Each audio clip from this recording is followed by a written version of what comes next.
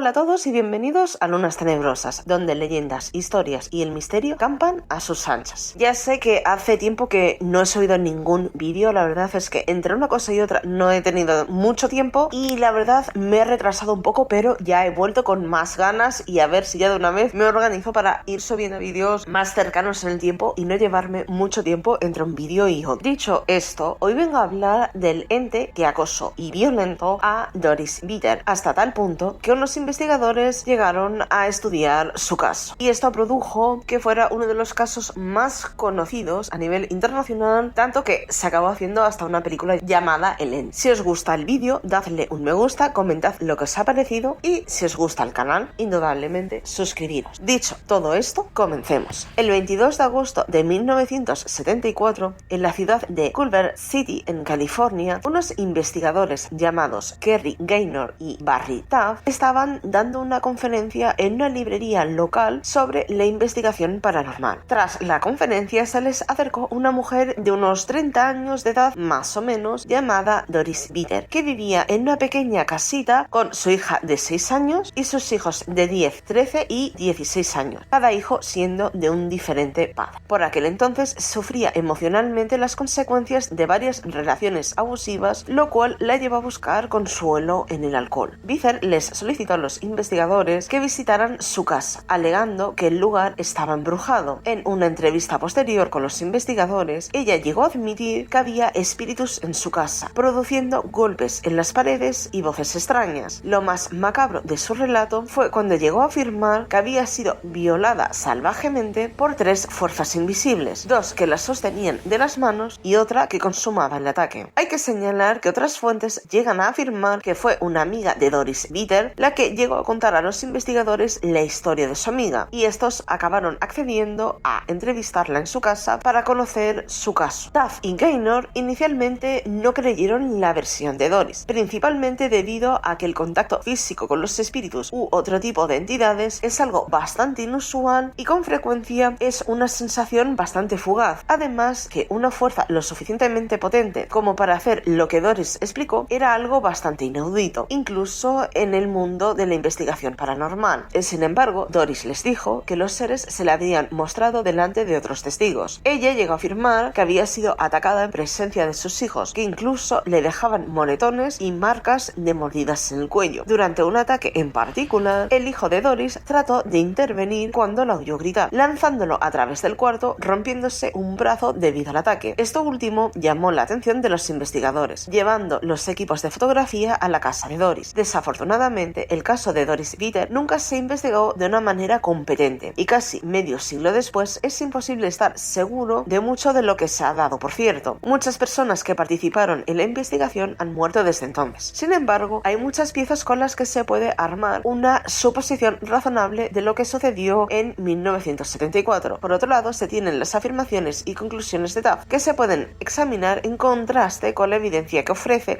o más a menudo con la ausencia de evidencia que ofrece. Para ser un caso tan espectacular, hay muy poca corroboración independiente de los eventos supuestamente paranormales que ocurrieron alrededor de Doris Bitter. En 2014, Taft llegó a comentar lo siguiente: la investigación comenzó el 22 de agosto de 1974. Fue un trabajo de 10 semanas en una casa, supuestamente embrujada, ubicada en Culver City, en California. La investigación reunió evidencia de que estaba infestada y frecuentada por eventos de actividad poltergeist en forma de movimientos de objetos, apariciones observadas colectivamente, así como de puntos fríos y hediondos. Mientras Taft y Gaynor realizaban la primera visita a la casa, observaron que las luces de toda la casa parpadeaban, que según los investigadores eran los primeros fenómenos que observaban. Cuando comenzaron las entrevistas para investigar su caso, salieron a la luz diversos problemas que había tenido Bitter. De niña se crió con 2 padres alcohólicos que habían abusado de ella,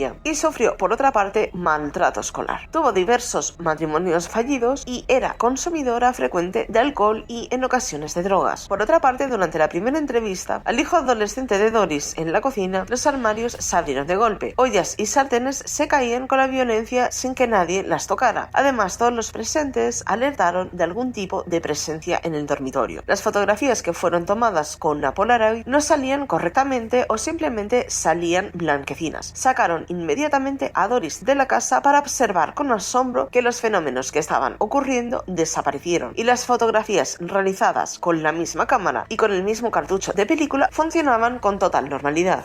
A partir de ese momento inició una concurrida investigación en la que estuvieron involucradas aproximadamente unas 30 personas del ramo de la parapsicología. La investigación duró unas 10 semanas más o menos y Doris describió horribles encuentros con los seres, una especie de hombre enorme acompañado por dos seres más pequeños que la sujetaban. Taft y Gaynor afirmaron haber visto la forma de una persona a partir de unas extrañas luces. En el famoso informe, más de 30 investigadores y así como Doris estaban en el dormitorio pequeño. Cuando estaban ya equipados con el material de grabación, Doris Peter recibió las instrucciones de convocar a las entidades, por lo que comenzó a maldecir y a gritarles. De repente, y para sorpresa de muchos, unas luces se manifestaron en la habitación. Una especie de niebla verdosa se arremolinó girando en un rincón y empezó a tomar la forma de un robusto torso masculino, mientras cada vez se hacía más grande. Muchos testigos afirmaron que era una entidad masculina, muy grande y musculoso, pero sin ningún tipo de rostro. Un investigador se desmayó después de ver el increíble fenómeno. A pesar de su equipo, los investigadores solo lograron capturar un arco de luz sobre Doris Peter mientras estaba sentada en su cama, así como algunos orbes de luz. Muchos expertos han revisado las fotografías en las que se muestra a Doris sentada en una cama rodeada de investigadores y el arco de luz en el centro de la imagen. Al tratarse de una habitación con esquinas, si alguien hubiese utilizado un proyector, hubiesen habido dobleces en el arco y no lisa como se puede observar en dicha foto. Al finalizar la investigación, recomendaron a Doris mudarse debido a la gravedad de la situación. La familia Peter se fue a vivir a San Bernardino, Texas, eventualmente perdiendo el contacto con los investigadores, aunque mantuvo el contacto con Frank de Felita. Lo que realmente no se esperaba era que los ataques no desaparecieran, pues Doris continuó siendo brutalmente asaltada. Con el paso de los años, Doris Peter desapareció con su familia y pasó a la clandestinidad. En los últimos tiempos, algunos de los hijos han confirmado todo lo que ocurrió en la casa de Culver City. En un giro inesperado, mientras vivía en San Bernardino, Doris sostuvo que se había quedado embarazada de la entidad. Sin embargo, los resultados médicos fueron aún más sorprendentes, pues había un embarazo sin embrión. Doris Peter finalmente acabó muriendo en el año de 2006 a causa del cáncer. Al revisar el caso 4 décadas más tarde, el investigador Benjamin Radford concluyó que el caso probablemente involucra a una familia angustiada, técnicas de investigación deficientes y sesgo de confirmación. Como ya hemos dicho, desafortunadamente el caso nunca fue investigado de manera competente y casi medio siglo después es imposible estar seguro de todo. Muchos de los participantes clave han muerto desde entonces, incluso Doris Peter, aunque Taft todavía está capitalizando su participación en el famoso caso a través de entrevistas con los medios irios. Hay algunas fuentes con las que podemos armar una suposición más o menos razonable de lo que sucedió, o al menos de lo que los involucrados afirmaron que sucedió en el transcurso de varios meses en 1974, como ya comentamos anteriormente. En general, el caso tiene la marca de una investigación amateur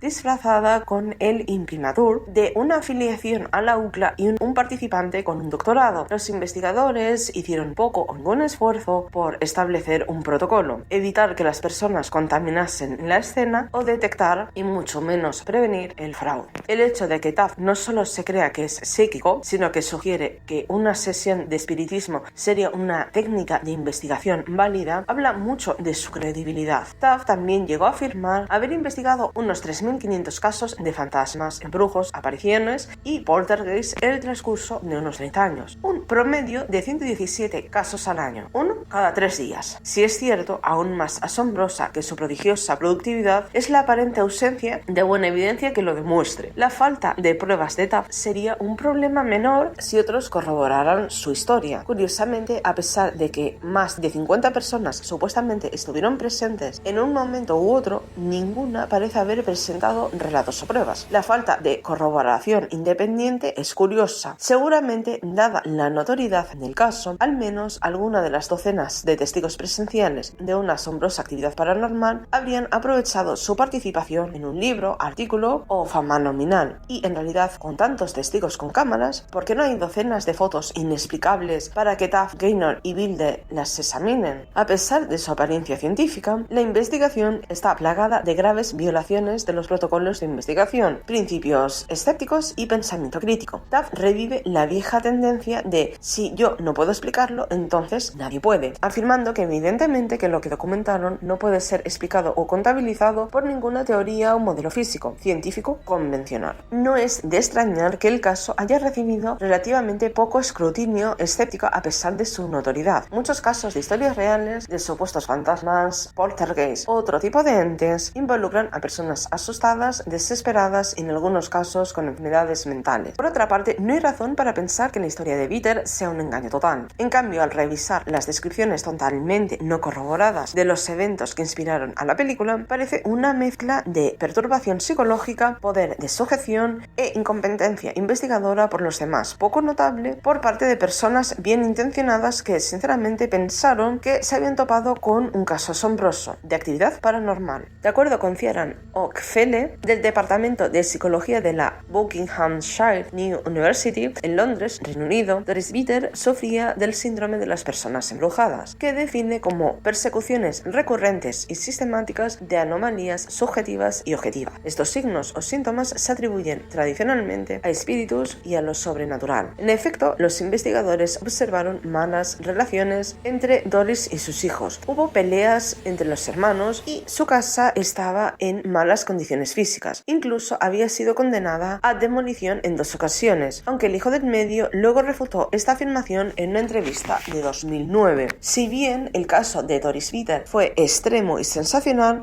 su fenomenología subraya por qué la relación entre las ideas paranormales y el bienestar psicológico o la percepción de síntomas es un área de estudio importante y floreciente. Hay un puñado de casos famosos de supuestas apariciones sexuales, incluida la leyenda de la bruja Bell de Tinnis. Los informes de entes que toquetean a su víctima no son tan raros como podría pensarse. Muchos informes de presencias invisibles son descritos por personas en la cama a altas horas de la noche. Esto se conoce como parálisis del sueño y es un evento muy bien descrito. Las personas que experimentan estos sucesos a menudo describen estar aterrorizadas, paralizadas, tocadas y sostenidas o empujadas por una fuerza invisible. La mayoría también están convencidas de que estaban completamente despiertos en ese momento y rechazan rotundamente la sugerencia de que era un sueño o una alucinación relacionada con el sueño. Los informes de ataques fantasmales coinciden exactamente con este fenómeno y recuerdan también, por otra parte, al súcubo y al íncubo, unos sensuales demonios femeninos y masculinos de la tradición medieval cristiana que atacan sexualmente a las personas mientras duermen. Estas experiencias, a veces aterradoras y siempre vívidas y realistas para el que las experimenta, son el resultado de percepciones erróneas e ilusiones normales del cerebro. El folclorista David Hufford estima que alrededor del 15% de las personas llegan a experimentar ser agredidas mientras duermen por una entidad desconocida en algún momento de sus vidas. Por otra parte, este caso tuvo un impacto mediático en 2 industrias que muy a menudo se aprovechan de estos casos que son supuestamente reales. Primero se editó un libro en 1978 titulado The Entity, el ente, firmado por el escritor Frank de Felitta, inspirado en este caso. A partir de él se filmó en 1982 una película titulada de igual manera, con la actriz Barbara Hershey en el papel de la atormentada Doris Bitter. El caso guarda paralelismos con otras destacadas películas de terror basadas en una historia real de la misma época, como eran El exorcista y El terror de Amityville. En estas historias, una entidad de origen desconocido invade el hogar, la vida y el cuerpo de uno o varios miembros de una familia típica estadounidense. Estas producciones dejaban grandes ganancias a los involucrados y marcaron una tendencia en el cine de horror de los Estados Unidos de la década de los años 70. Y aquí finalizaría este vídeo. ¿Pensáis que era un poltergeist o a lo mejor un súcubo o incubo? ¿O realmente era un fantasma? ¿Qué pensáis? que era realmente el ente que perseguía a esta mujer, o que realmente todo esto era producido por la situación familiar, social, económica de Doris y su familia. ¿Pensáis que todo lo que ella había sufrido perjudicó de tal manera que sufriera estos ataques? ¿Qué es lo que pensáis realmente? Espero que os haya gustado este vídeo, que os haya parecido interesante. Por favor, dejad en la cajita de comentarios lo que os ha parecido el caso y demás. Y por otra parte, también me gustaría saber si alguien quiere que hable pues de lo que son los incubos o los sucubos en vídeos posteriores, o por ejemplo lo que sucedió con las brujas de Bell y todo ese tipo de cosas. ¿Qué os parece? Por favor, dejadlo en la cajita de comentarios y hasta la próxima.